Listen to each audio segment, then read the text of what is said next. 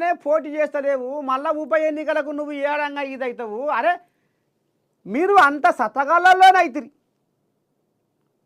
కొడంగల్లో రేవంతమయ్య ఇలాకకు పోయి తొడగొట్టి జబ్బలు జరిసి మీసం మేడేసి కేటీఆర్ దా చూసుకుందాం 50,000 మెజార్టీ అని కొడుకు బొబ్బలు కొడుతుండు. ఈయన కొడుకు రాములు బొబ్బలు కొడుతుండు. మరి అంత దమ్మున్నోళ్ళు, అంత పచారగాళ్ళోళ్ళు, అంత పలుకుబడి గాళ్ళోళ్ళు ఎమ్మెల్సీ ఎలక్షన్లల్లో ఎందుకు పోటీ చేస్తలేరు? మళ్ళీ ఏమనంటే ఉప ఎన్నికలు. అరే ఇప్పుడు మీరు కంచంలో ఏమున్నదో చూసుకొని మెరిగెలు ఉన్నాయా లేకపోతే రాళ్ళు ఉన్నాయా రప్పలు ఉన్నాయా ఏరుకోర్రా నాయన అంటే మళ్ళా ఉప ఏనో ముందర ఉన్న ముసుళ్ళ పండుగకు ఇప్పుడు గాలి వేసి పెట్టారు. మీ దమ్ము ఇప్పుడు చూపిరి అని ఇక్కడ కాంగ్రెస్ కోల్యాగలు లెంకలు కొడుతున్నాయి. ఇక మరి ఈ ఎందువల్ల వీళ్ళు ఈ ఎత్తున ఊర్ల పొంట తిరిగి కేటి రాములు హరీషు పోవండాలు కొడుతుర్రు.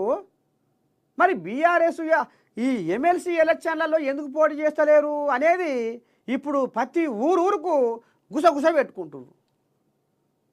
మరి ఎందుకు కావచ్చు, ఏంది ఏం కథ అంటే ఇక నా అసంటోడో మీ అసంటోడో ఊకుంటాడా? ఊదకపోతే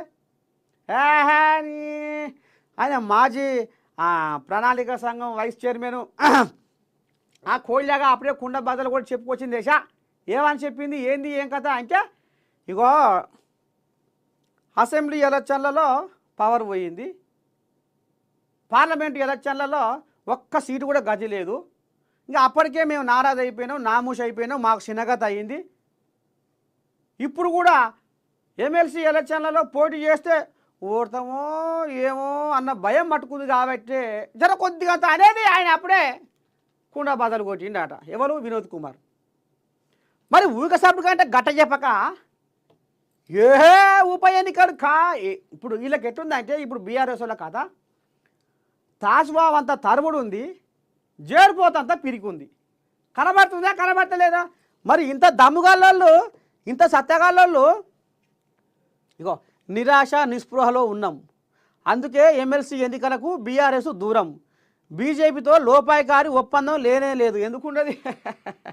అయ్యా అది మనం ఇప్పిసే పాలన.